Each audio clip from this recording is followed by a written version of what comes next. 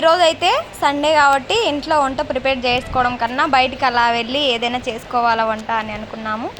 మేమైతే బిర్యానీ ప్రిపేర్ చేయడానికి ఇక్కడ ముందుగా కూరగాయలన్నీ కట్ చేస్తున్నాం.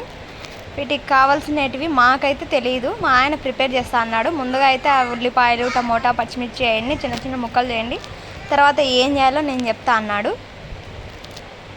మేమైతే అవన్నీ చిన్న చిన్న ముక్కలుగా కట్ చేస్తున్నాం. అక్కడ పిల్లలు ఆడుకోనీకైతే ఎక్సలెంట్గా ఉంది. జగనన్న కాలనీలో, ప్రొద్దుటూరులోని జగనన్న కాలనీకి అయితే మేము వెళ్ళాము.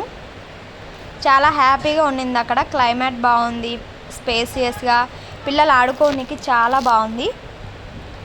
ఉల్లిపాయలు, టమోటా, పచ్చిమిర్చి ఇలా ముక్కలు ముక్కలుగా కట్ చేసి పెట్టుకుంటున్నాం. మేమైతే ఇలా హాలిడేస్ వచ్చినప్పుడు అక్కడికి ఎక్కడికైనా వెళ్ళి పప్పన్నం తిన్నా కూడా మనకు చాలా హ్యాపీగా ఉంటుందండి. సో ఇక్కడైతే ముందుగా మేము ఇవన్నీ కట్ చేసి పెట్టుకున్న తర్వాత చికెన్ అయితే మంచిగా క్లీన్ చేసుకొని ఒక బౌల్లో అయితే వేసుకున్నాము. 2 kgs చికెను. ముందుగా ఇందులోకి మా ఆయన అయితే అక్కడ పసుపు వేసాడు. పసుపు, కాస్త ఉప్పు, తర్వాత రుచికి సరిపడా మళ్ళీ వేసుకోవచ్చు అని వేయలేదు. తర్వాత కారం,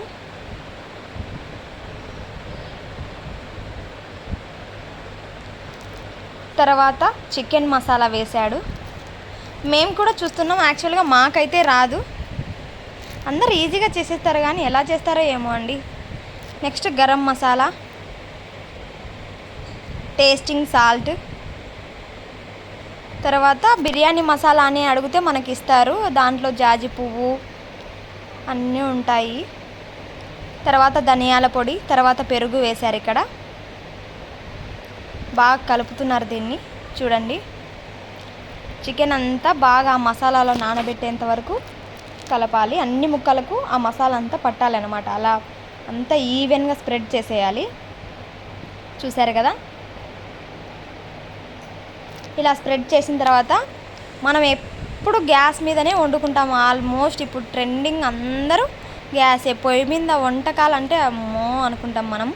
కానీ ఇక్కడ చూడండి, మేము పొయ్యి పెట్టి పొయ్యిలోనే బిర్యానీ ప్రిపేర్ చేస్తున్నాడు మా ఆయన.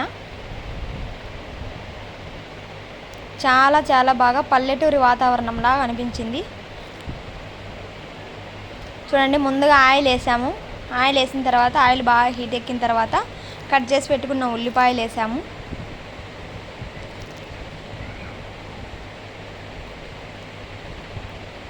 తర్వాత ఉల్లిపాయలు కాస్త దూరగా, ఎక్కువ దూరగా కాకుండా జస్ట్ అలా లైట్గా వేగిన తర్వాత అందులోకి అల్లం పేస్ట్ వేసాడు. అల్లం పేస్ట్ని ఈవెన్గా స్ప్రెడ్ చేయాలి మొత్తం ఉల్లిపాయలు అన్నిటికీ పట్టేలాగా. పొయ్యి మీద ఏ వంట వండినా దాని టేస్టే వేరుంటుందండి. మీరు ఇక్కడ చూస్తున్నట్లయితే బాగా వేగింది.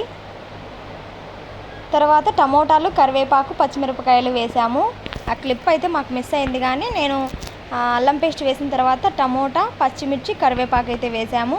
అవి కొంచెం వేగిన తర్వాత మనం నానబెట్టుకున్న మసాలాలో నానబెట్టుకున్న ఈ చికెన్ అయితే ఇక్కడ వేస్తున్నాము. చూడండి, నూనె చూసారా ఎలా తేలుతుందో, అలా పైకి అవి వేగినాయి ఎనడానికి గుర్తు అట్లా పైకి తేలాలి నూనె. చూడండి, ఒక 5 minutes తర్వాత మన కర్రీ అయితే ఇలాగ ప్రిపేర్ అవుతుంది.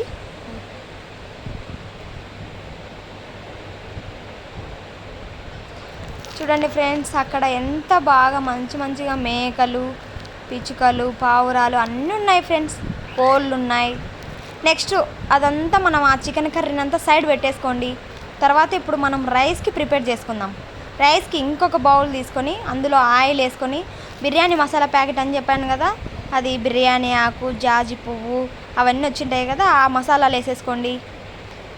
కాస్త అల్లం పేస్ట్ వేసి కొన్ని ఉల్లిపాయలు వేయండి, వాటిని బాగా వేయించుకోండి. ఇక్కడ టమోటాలు వేసాము మేము, పచ్చిమిర్చి, టమోటా, ఉల్లిపాయ, అవి బాగా వేగాల. ఎక్కువ మాడిపోకూడదు, ఎక్కువ ఎర్రగా కాకూడదు, జస్ట్ లైట్గా దోరగా వేగితే సరిపోతుంది మనకు.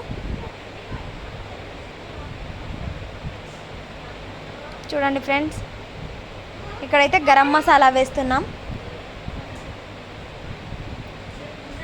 ఇది బాగా వేగిన తర్వాత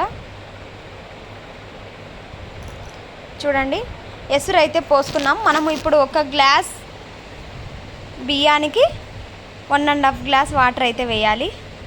ఎసురు వేసిన తర్వాత 70% అన్నం అయిన తర్వాత మనం ఇక్కడ పక్కకు తీసి పెట్టుకున్న చికెన్ కర్రీలోకి ఈ అన్నం అంతా మేము స్ప్రెడ్ చేస్తున్నాం. 75% వరకు ఉడకాలన్నమాట రైస్.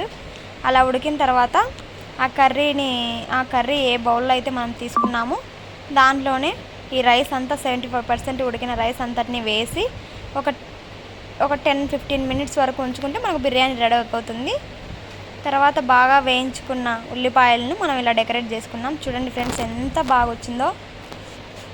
బిర్యానీలోకి మేమైతే గోంగూర పెరుగు చట్నీ అయితే రెడీ చేసుకున్నాం. చూడండి ఫ్రెండ్స్ ఎంత బాగా